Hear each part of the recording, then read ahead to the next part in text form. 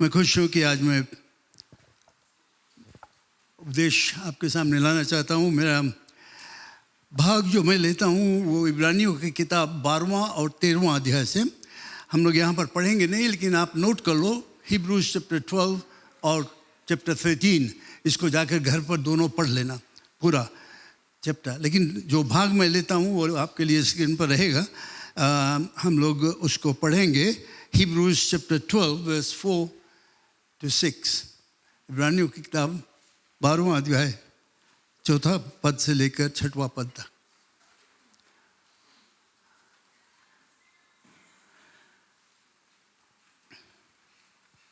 Can we have it on the कहाँ चला गया?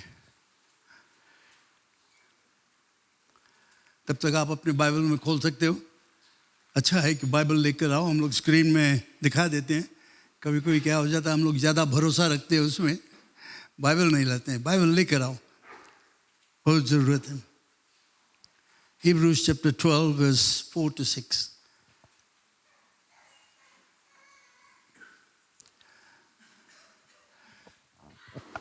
मैं जिस विषय पर बातचीत करना चाहता हूँ वो यह है कि हमारा जीवन, क्यों हम लोग मसीही जीवन निर्वाह करते हैं, क्यों हम लोग हैं इस पृथ्वी पर, क्या कारण है। और उसके जवाब मैं देता हूँ कि हम जीवित हैं मसीही जीवन परमेश्वर के महिमा के लिए, for the glory of God. We live for the glory of God. और ये भाग जो है इब्रानियों की किताब में से हम लोग सीखते हैं कुछ खास विषय, और ये खासकर डिसिप्लिन के विषय में, ताड़ना के विषय में। और ये हमें मदद करता है कि हम अपने जीवन को और सुंदर बना दे, जो परमेश्वर की महिमा ला सकता है। हालेलुया। जब तक कोई तैयार करते हैं वहाँ पर देखने के लिए हम लोग प्रार्थना करें। धन्यवाद सर्वशक्तिमान परमेश्वर, तू राजाओं का राजा है, प्रभुओं का प्रभु। धन्यवाद कि तूने हमें मौका दिया कि इस जगह पर आज हम एकत्रित होकर तुम्हारे नाम की महिमा और प्रशंसा कर सकें। धन्यवाद देता हूँ कि हम एक साथ में मिलकर एक परिवार के हैसियत से तुम्हारे नाम को ले सकते हैं। और मेरा यही प्रार्थना है कि जो कुछ शिक्षा हमें मिलेगा आज, उसके द्वारा हम और भी आत्मिक उन्नति को प्राप्त करेंगे, बलवंत होंगे और मसीह में आगे बढ़ते जाएंगे, कि हमारे जीवन के द्वारा परमेश्वर की महिमा होगा। धन्यवाद परमेश्वर, यीशु के नाम से आमीन आमीन। Hebrews chapter 12 verse 4 to 6। क्यों नहीं हम लोग साथ में पढ़े इसको हिंदी में बहुत अच्छा लगता है कि हम लोग साथ में पढ़े परमेश्वर का वचन एक साथ में। 1 2 3। तुमने, सब कोई साथ में, तुमने पाप से लड़ते हुए उससे ऐसी मुठभेड़ किया कि तुम्हारा लहू बहा हो। वर्स 5। और तुम उस उपदेश को जो तुमको पुत्रों की नाई दिया जाता भूल गए हो, कि हे मेरे पुत्र, प्रभु की ताड़ना को हल्की बात जान, और जब वह तुझे घुड़के तो हियाव न छोड़। वर्स 6। क्योंकि प्रभु जिससे प्रेम करता है उसकी ताड़ना भी करता है, और जिसे पुत्र बना लेता है उसको कोड़े भी लगाता है। तुम दुख को ताड़ना समझकर सह लो, परमेश्वर तुम्हें पुत्र जानकर तुम्हारे साथ बर्ताव करता है। वह कौन सा पुत्र है जिसकी ताड़ना पिता नहीं करता। और यहीं तक। तो आप देखते हो यहाँ पर ताड़ना के विषय में, जैसे मैंने बताया कि हमारा जीवन इस पृथ्वी पर है, हमने यीशु मसीह को के विश्वासी बने इसलिए कि हमारे द्वारा उसके महिमा हुए, परमेश्वर की महिमा हो। तो इसमें ताड़ना बहुत ज़रूरत है, डिसिप्लिन। हम जानते हैं अपने घर पर हम अपने बच्चे के डिसिप्लिन करते हैं, ताड़ना करते हैं। जब वे गलती काम करते हैं तो उनको सुधारते हैं और वे उसको सह लेते हैं और अच्छा बनते चले जाते हैं। तो इसलिए ताड़ना बहुत ज़रूरत रहता है हमारे जीवन में, व्यक्तिगत जीवन में, हमारे पारिवारिक जीवन में डिसिप्लिन बहुत ज़रूरत रहता है।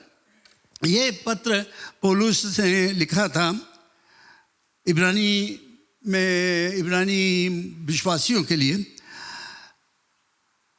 कि क्योंकि उनके ऊपर कष्ट था, दे वर परसिक्यूटेड, उनके ऊपर आपत्ति आता था। जो अविश्वासी लोग थे, यहूदी लोग थे, उनके ऊपर बहुत ज़्यादा उपद्रव करते थे उनका विश्वास के विषय में, यीशु मसीह के विषय में। और जो लोग दिखाते थे, जो ये विश्वासी लोग थे, वे बताते थे कि हम यीशु के विश्वासी हैं, तो इस कारण उनके ऊपर आपत्ति आता था। जो यहूदी लोग थे, जो अविश्वासी लोग थे, वे उनको ठट्टा उड़ाते थे और बात विवाद करते थे। और इस कारण से बहुत से जो विश्वासी लोग थे, उनके दिल में एक चीज़ हुआ कि वे लोग लौट कर चले जाए, फिर से यहूदी धर्म में चला जाए, क्योंकि इतना भारी आपत्ति उनके ऊपर आता था, इतना भारी कष्ट, उपद्रव किया जाता था। वे लोग सोचे क्या फ़ायदा हम लोग इस मार्ग में चलने से, चले हम लोग लौट कर। लेकिन ये गलत विचार था। यहाँ पर हम लोगों ने देखा कि परमेश्वर हमारा ताड़ना करता हमें सुधारने के लिए। ये जो यहूदी लोग थे, उनके जीवन में बहुत कठिनाई के समय था, और भी कठिनाई के समय आने वाला था। जो दुश्मन लोग थे, जो विश्वासी नहीं थे, उनके ऊपर आपत्ति लाते थे, बहुत तरह से उनके विरोध में काम किया गया, ताड़ना किया गया और उनके दुख लाया गया।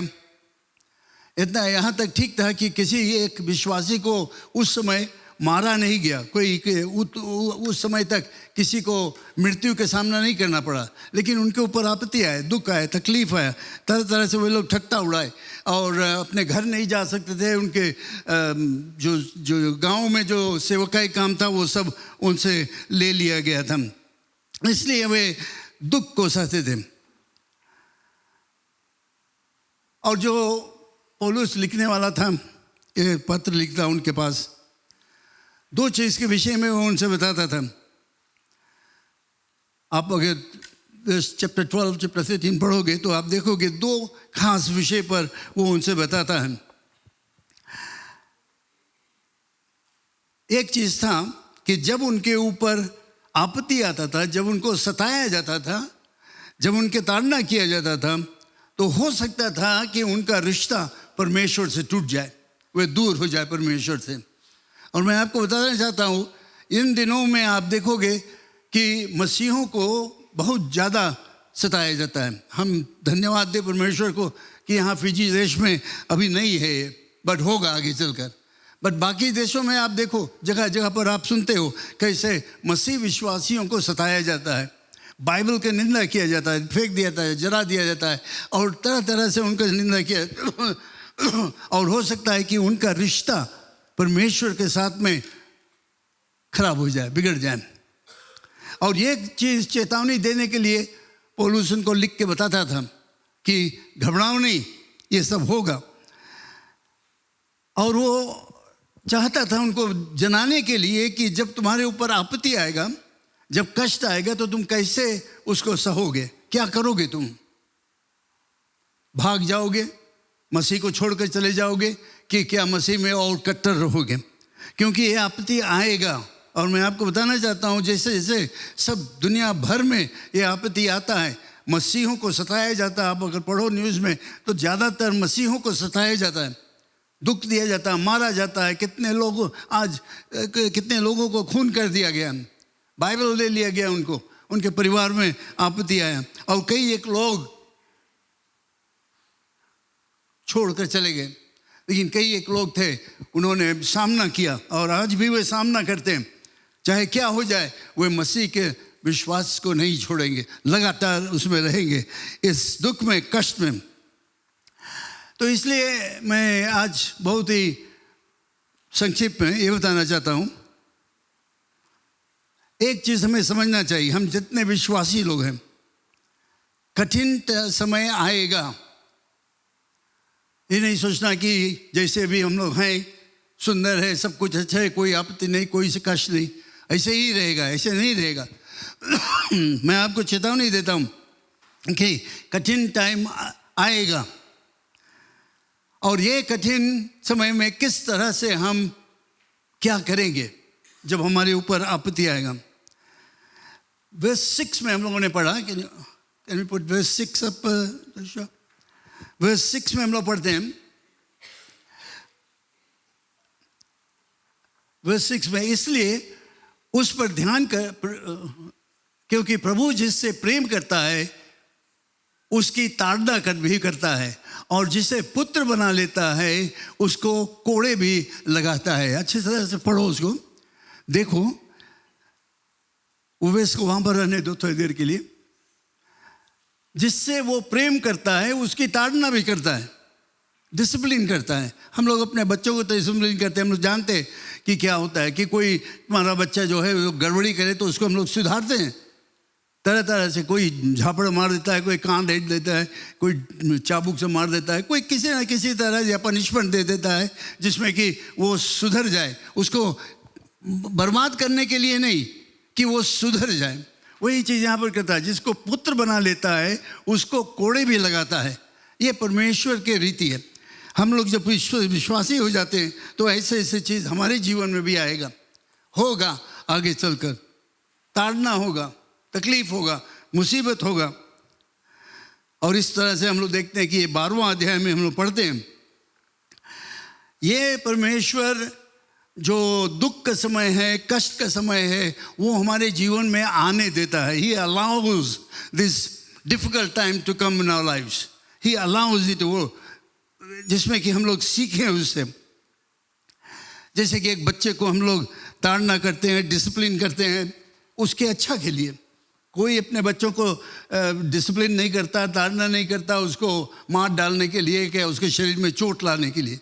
हम लोग ताड़ना करते हैं जिसमें कि वो सीखे और आगे बढ़े, अच्छा हो जाए, पुराने जो बदमाश के काम है उससे हटकर वो सुधर जाए। इसी कारण से यही चीज़ परमेश्वर हमारे साथ में करता है। वो कहता है वहाँ पर, जिसको पुत्र बना लेता है उसको कोड़े भी लगाता है। हमें नाश करने के लिए नहीं, हमें बर्बाद करने के लिए नहीं, लेकिन उसके द्वारा हम अच्छे हो जाए, उसके महिमा लाए।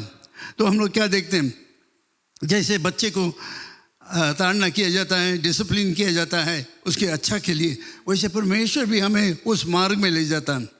मैं आपको फिर से बताना चाहता हूँ, परीक्षा का समय आता है, टेस्टिंग टाइम्स विल कम।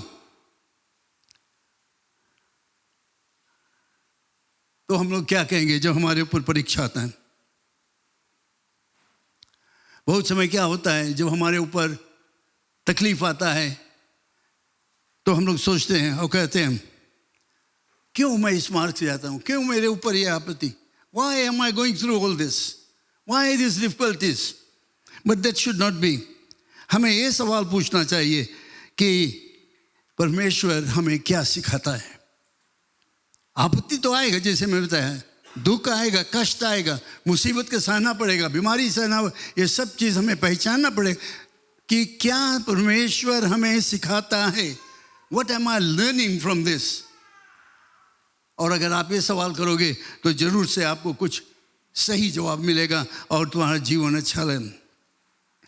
समय समय पर क्या होता है, मसीह विश्वासी लोग, उनका दिल टूट जाता है, विश्वासी हो जाते हैं, बड़े कट्टर विश्वासी हो जाते हैं, उसके मार्ग में चलते हैं, लेकिन फिर भी मुसीबत का समय आ जाता है, तकलीफ होता है, कभी कभी बीमारी से, कभी कभी नौकरी नहीं है, कभी कभी पारिवारिक समस्या, कोई ना कोई समस्या हमारे ऊपर आ जाता है और हमारा दिल टूट जाता है। और हम लोग सोचते हैं क्यों ये सब होता है, ये कठिनाई के समय क्यों होता है। हमारा जो मार्ग है, चलने वाला मार्ग हो, जैसे पहाड़ पर हम लोग जाते हैं, मुसीबत का सामना करना पड़ता है।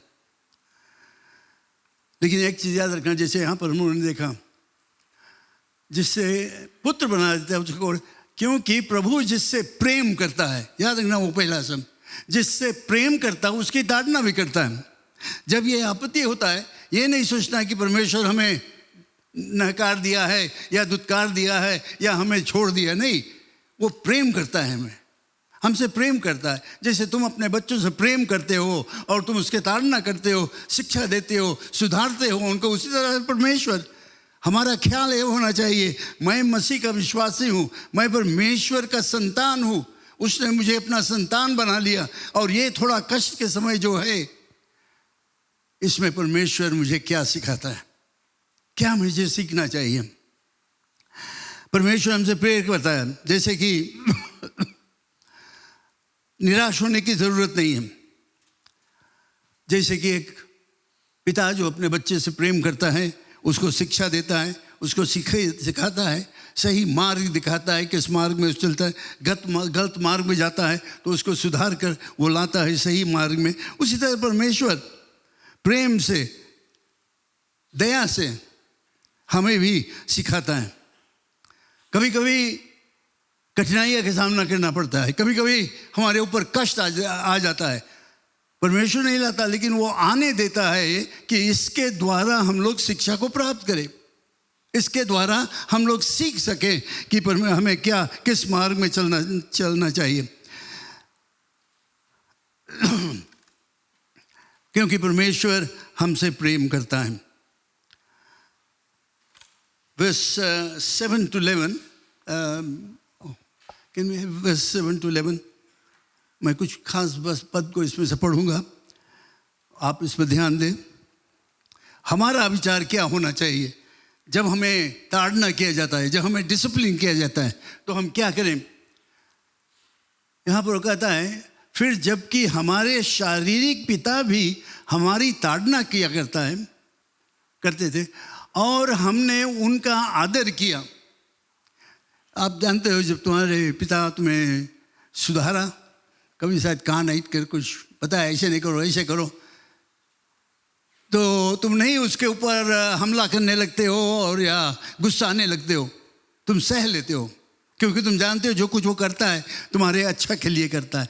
पिता भी हमारी ताड़ना किया करते थे तो हमने उनका आदर किया, हम उसको माने। जब मेरे पिता मुझे मेरी ताड़ना करता था, पनिशमेंट देता था, डिसिप्लिन करता था, तो हम लोग उसके विरोध में नहीं काम किए, हम लोग उसके विरोध में नहीं किए, लेकिन हम लोग उससे और भी ज़्यादा प्रेम किए, क्योंकि हम लोग जानते थे वो हमारे अच्छा के लिए किया। आप लोग भी जानते हो ये बात जो मैं बताता हूँ।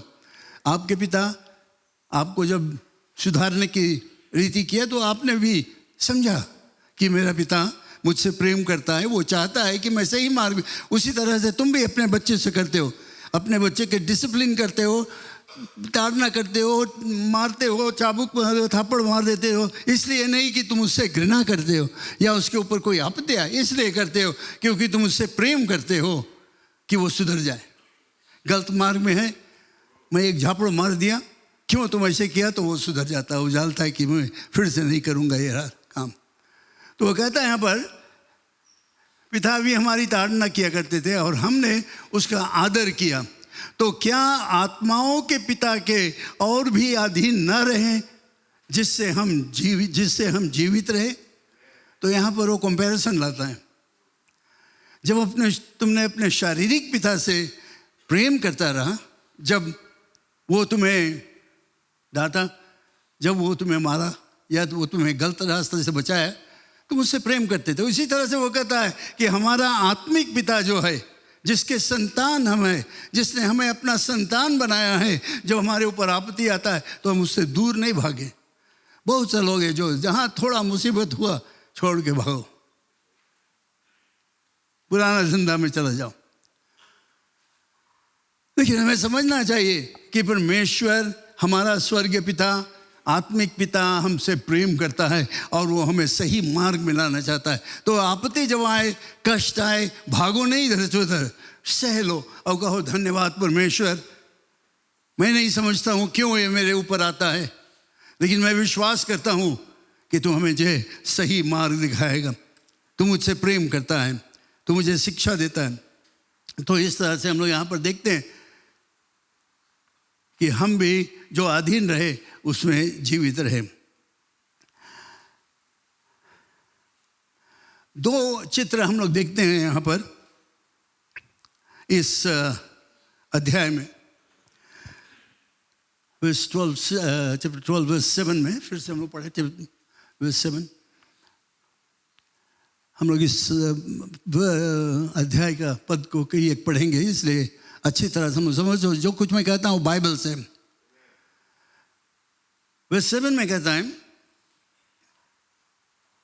दो चीज मैं बताना चाहता हूं। पहला, तुम दुख को ताड़ना समझकर सह लो। दुख को ताड़ना समझकर सह लो। When you have difficulties, take it as a discipline of God. Accept it. परमेश्वर तुम्हें पुत्र जानकर तुम्हारे साथ वर्ताव करता है। वो कौन सा पुत्र है जिसकी ताड़ना पिता नहीं करता। सो इसका मतलब ये होता है, जब हमारे ऊपर समस्या आ जाता है, कष्ट आ जाता है, पारिवारिक समस्या है, नौकरी की समस्या है, पैसा की समस्या है, बीमारी की समस्या, जो कुछ भी है, तुम मसीह विश्वासी हो, तुम जानते हो परमेश्वर ने तुम्हारे पापों को क्षमा किया है, तो सह लो, सह लो। धन्यवाद परमेश्वर, ये आपत्ति मेरे ऊपर है, मैं नहीं जानता, नहीं समझ पाता हूँ, लेकिन मैं स्वीकार करता हूँ कि तुम्हारा दिया हुआ है, क्योंकि तुम मुझसे प्रेम करते हो। और हम लोग क्या देखेंगे, जैसे हम अपने पुत्र को ताड़ना करते हैं, उसी तरह से हमारा स्वर्गीय पिता हमारा ताड़ना करता है। ये बहुत ज़रूरत है। और जानते हो, इस तरह के जीवन निर्वाह करने से परमेश्वर की महिमा होगा, उसकी महिमा होगा। तो ये कहता है यहाँ पर कि किस तरह से हम, जब हमारे ऊपर आपत्ति आता है, दो तरह से सबको हम सह लें। जो परीक्षा हमारे ऊपर आता है, जो आपत्ति हमारे ऊपर आता है, उसको हम सह लें, क्योंकि ये जो ताड़ना हमारे ऊपर आता है, वो जानते हो, हम साबुत करता है कि हम परमेश्वर के संतान हैं। शायद ये बात शायद आपको समझ में नहीं आएगा कि कैसे जब हमारे ऊपर दुख है, तकलीफ है, परमेश्वर हमारी ताड़ना करता है, कैसे हम कह सकते हैं कि ये एक साबुत है कि हमें परमेश्वर के संतान है। क्योंकि परमेश्वर अपने संतान से प्रेम करता है, और जब वो प्रेम करता है तो उसकी ताड़ना करता है, उसको सुधारता है। जैसे तुम अपने बच्चों को तुम प्रेम करते हो, इसीलिए तुम उसके ताड़ना करते हो। तो वो बच्चा तुम्हें देखता है और जानता है कि ये मेरा पिता है, मुझसे प्रेम करता है, इसीलिए वो मेरा ताड़ना करता है। तो ये साबुत होता है, ये जो दुख और कष्ट होता है, हाँ, क्योंकि हम उसके संतान हैं। ये पूरा अध्याय में अगर आप पढ़ोगे तो आप देखोगे एक शिक्षा में मिलता है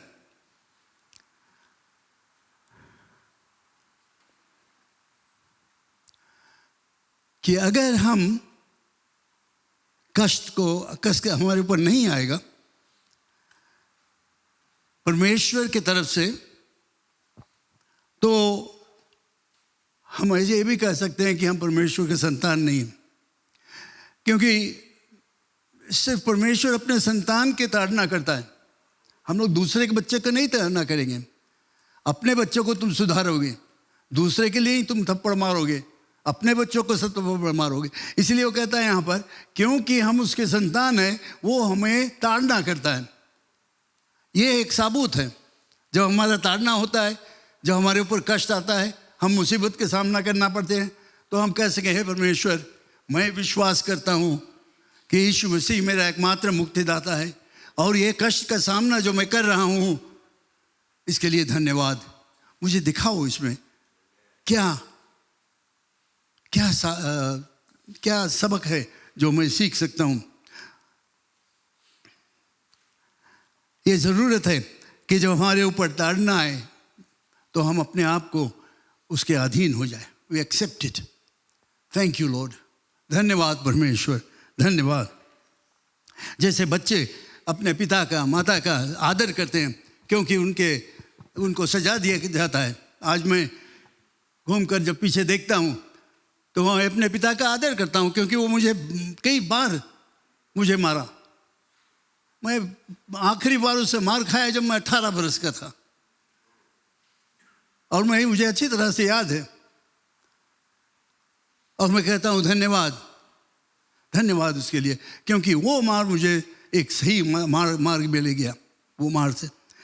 तो इसीलिए हम अपने आप को परमेश्वर के अधीन हो जाए। जब समस्या आता है, कष्ट आता है, तो उससे भागे नहीं दूर। ये क्या आपत्ति आ गया और हम सोचते हैं क्या बवाल है, क्यों मैं चेत जाऊं, क्यों मैं इस विश्व के विश्वास करूं, क्यों मैं बाइबल पढ़ूं, उससे दूर होना चाहते हैं। ये गलत बात है। हमें परमेश्वर के अधीन होना चाहिए जब वो हमारी ताड़ना करता है। जब कष्ट आवे, मुसीबत आवे, समस्या आवे, तो हम बैठ कर देखें, परमेश्वर धन्यवाद, तू मेरा ताड़ना करता है, मैं जानना चाहता हूँ क्यों, किस मार्ग में तुम मुझे ले जाते हो, और धन्यवाद इसके लिए। जैसे तुम अपने माता पिता के आदर करते हो, वैसे अपने स्वर्गीय पिता के आदर करो, मान करो। धन्यवाद परमेश्वर, क्योंकि परमेश्वर जब हमारा ताड़ना करता है तो हमें एक धर्मी मार्ग में ले जाता है। यानी कि हमें वो शिक्षा देता है कि हम एक संत बन जाए, धर्मी व्यक्ति बन जाए, become a saint, that we might have godly character. क्योंकि बाइबल बताता है कि हम लोग बदल जाते हैं, सब कुछ हमारा बदल गया जब हम यीशु के विश्वासी होते हैं। परमेश्वर हमें ताड़ना करके हमारे मार्ग में लाता है और हमें सुधारता है और हम अच्छे बच्चे हो जाते हैं। और हमारा जीवन जो है, हमारा चाल चलन जो है, हमारा रहन सहन, हमारा बात से सब बदल जाता है और वो ईश्वरीय के तरह हो जाता है, गॉडली कैरेक्टर। धार्मिक रूप से हम एक संत हो जाते हैं और इस कारण से हम अनंत जीवन को पा सकते हैं। जब हम प्रभु यीशु मसीह पर विश्वास करते हैं और एक धर्मी जीवन निर्वाह करते हैं और उसके मार्ग में चलते हैं, तो हमारे लिए अनंत जीवन है, क्योंकि हम एक पवित्र जीवन निर्वाह करते हैं। परमेश्वर का महिमा होता है। परमेश्वर के जो ताड़ना है, डिसिप्लिन है, उसके द्वारा हम गॉडली कैरेक्टर को प्राप्त करते हैं। ये जो मुसीबत है, तकलीफ हमारे ऊपर आता है, बहुत दुख होता है। कभी कभी हम लोग सोचते हैं पीड़ा है, तकलीफ है, क्यों होता है? लेकिन जानते हो, ये ज़रूरत है। जैसे मैं अपने विषय में बताया, आखिरी बार जब मेरे पिता ने मारा, मैं सोचा क्यों, लेकिन वो मेरे सुधार के लिए था। मैंने बाद में उसके विषय में सोचा कि ये ज़रूरत था। जैसे तुम अपने बच्चों को सुधारते हो, उनको समझाना होगा कि देखो ये मार तुम्हें लगता है, आज मैं तुम्हें डिसिप्लिन करता हूँ, ताड़ना करता हूँ तुम्हें सुधारने के लिए, तुम्हारे अच्छा के लिए, क्योंकि इसके द्वारा तुम्हारा चाल चलन ठीक होगा, तुम अच्छे बनोगे। इसीलिए बाइबल में भी हमें बताता है, जो पिता अपने पुत्र को हमारे अभी के लैंग्वेज में हम लोग कहेंगे, अगर छपकी नहीं लगाए तो उससे प्यार नहीं करता है। जो उसके डांटे नहीं या गुस्सा नहीं करे उसके ऊपर, या सही मार्ग में नहीं ले जाए, वो अपने बच्चे से प्रेम नहीं करता।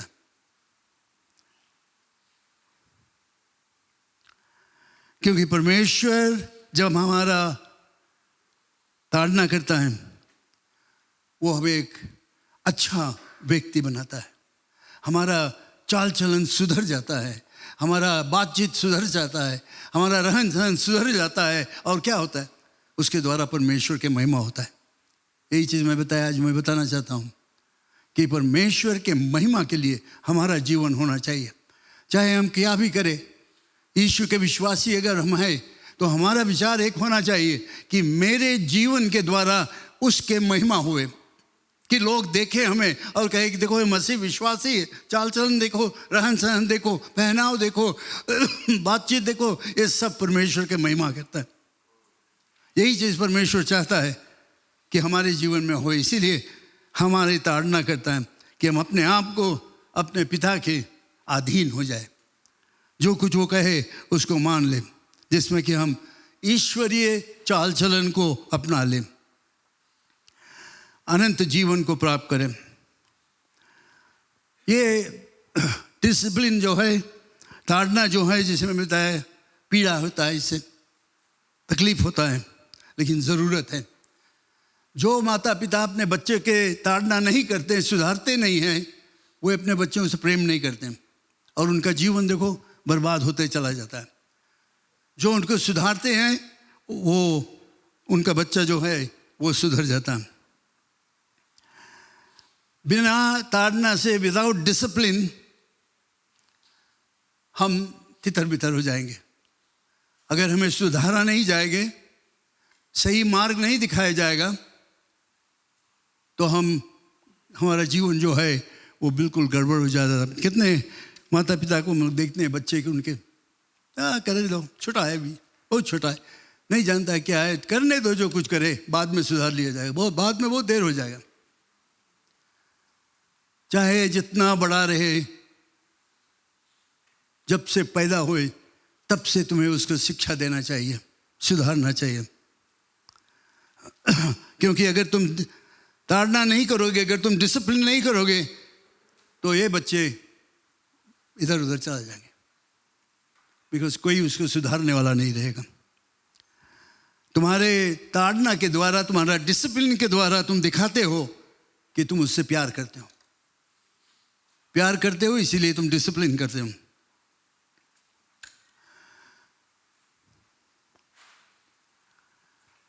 और एक चीज़ हमें जानना चाहिए, परमेश्वर का ताड़ना जो है, परमेश्वर का डिसिप्लिन जो है, वो टेम्पररी है, थोड़े दिन के लिए, थोड़े दिन के लिए, थोड़ा समय के लिए। फिर उसके बाद वो खत्म हो जाता है। चाहे तुम सुधर गए तो ठीक है, नहीं सुधरा तो फिर वही बात हो जाता है ना। लेकिन उसका अनुशासन या डिसिप्लिन समय के लिए, हमेशा के लिए नहीं। और ये भी याद रखना कि परमेश्वर का अनुशासन, परमेश्वर का डिसिप्लिन जो है, हमारे अच्छा के लिए है, हमारे अच्छा के लिए। क्योंकि परमेश्वर उसके द्वारा हमारे जीवन में एक ईश्वरीय चाल चलन पैदा करता है। Godly discipline is born in our lives because of God's discipline, godly character. So याद रखना कि जब परमेश्वर हमारा अनुशासन करता है, हमारा डिसिप्लिन करता है, तो हमारे जीवन में एक ईश्वरीय चाल चलन पैदा होता है। अगर तुम मौका दोगे उसको, तो तुम देखोगे कि तुम्हारा जीवन में बहुत बदलाव होगा। अगर हम चाहते हैं एक ईश्वरीय जीवन निर्वाह करने के लिए, अगर हम चाहते हैं एक ऐसा जीवन निर्वाह करें जिसे परमेश्वर के महिमा होए, तो हमें अपने आप को परमेश्वर के डिसिप्लिन जो है उसके अधीन होना पड़ेगा, उसके ताड़ना के अधीन होना पड़ेगा। We have to submit to God's discipline. When you submit to God's discipline, He develops a character in your life. तुम्हारे में एक अच्छा चाल चलन पैदा होता है। जब हम अनुशासित होते हैं तो हो सकता है कि हम निराश हो जाएं, कड़वा मन के हो जाएं। अगर हम ऐसे करेंगे तो हम नई शिक्षा प्राप्त करेंगे, नहीं प्राप्त करेंगे। कोई एक बच्चा जिसको पिता डिसिप्लिन करता है, वो बात बक कर भाग जाता है, वो सीखेगा नहीं कभी, वो हमेशा गलत मार्ग में लगेगा। लेकिन वो बच्चा जो रहकर सुधरता है और मानता है कि मेरा पिता मेरा डिसिप्लिन करता है हमारे मेरे अच्छा के लिए, वो बढ़ेगा, आगे बढ़ेगा।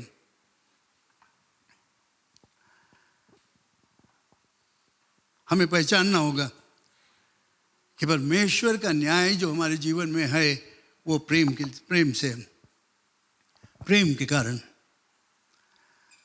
इसलिए मैं बताना चाहता हूं कि धर्मी जीवन बहुत ज़रूरत है। Righteous living is very important. हम मसीह विश्वासी लोग जो हैं अच्छी तरह से ध्यान दें कि मेरा जीवन कैसे है। जैसे मैं कई बार बताया, दुनिया के लोग मसीह विश्वासियों को देखते हैं और उनके चाल चलन को जानते हैं। वे जानते हैं कि जो मसीह विश्वासी है, जो क्रिश्चियंस है, उनका चाल चलन रहन सहन बहुत उच्च दर्जे का है और यह होना चाहिए। लेकिन अफसोस है कि बहुत समय क्या होता है कि हमारा चाल चलन उतना उच्च दर्जा के नहीं रहता। और अच्छा जीवन जो है, एक अच्छा रिश्ता परमेश्वर के साथ में होना चाहिए। दो चीज़ बहुत ज़रूरत है इसमें। तुम्हारा रिश्ता परमेश्वर के साथ में कैसे है? परमेश्वर के साथ में कैसे है तुम्हारा रिश्ता? कितना नज़दीक तुम हो, कितना बाइबल पढ़ते हो, कितना प्रार्थना करते हो, कितना समय बिताते हो उसके लिए? तुम्हारा रिश्ता उसके साथ में कितना गहरा है? दूसरा चीज़ जो कि बहुत ही ज़रूरत है वो है तुम्हारा रिश्ता एक दूसरे के साथ में। तुम्हारे पति पत्नी का रिश्ता, पड़ोसी में, गांव में, नौकरी के स्थान पर, चाहे जहाँ पर भी हो, यहाँ पर हम लोग एक दूसरे के साथ में बैठे, हमारा रिश्ता कैसे है एक दूसरे के साथ में? ये दो चीज़ बहुत ज़रूरत है। और इसमें सुधार लाने के लिए हमें परमेश्वर के नज़दीक आना है और उसका जो डिसिप्लिन है, ताड़ना है, उसको सहना है।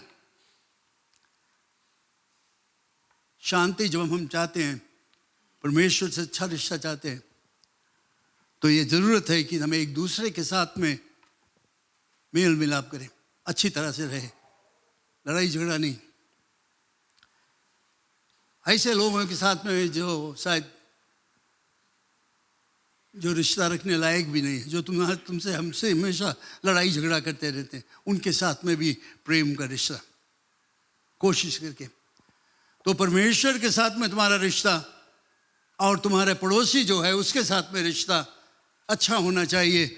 और ये उसी समय होगा जब हम अपने आप को परमेश्वर के ताड़ना को सह लेंगे। When we obey and submit ourselves to the discipline of God, we will have good relationship with God and good relationship with one another. Hallelujah. हम सब प्रार्थना करें इसमें। धन्यवाद सर्वशक्तिमान परमेश्वर, तो हमें सही मार्ग में ले जाता है। इसीलिए तुमने अपने वचन को हमें दिया कि वचन के द्वारा हम तुम्हारे मार्ग को सीख सकें, अपने आप को सुधारें, जिसमें कि मेरे जीवन के द्वारा परमेश्वर तुम्हारे महिमा हुए। और मैं प्रार्थना करता हूँ कि हर एक लोग जो आज यहाँ पर हैं वे अपने जीवन में सुधार लाएंगे, पहचानेंगे कि परमेश्वर हमारा डिसिप्लिन करता है, जिसमें कि हम लोग एक अच्छे लोग हो जाए। धन्यवाद यीशु के नाम से, आमीन।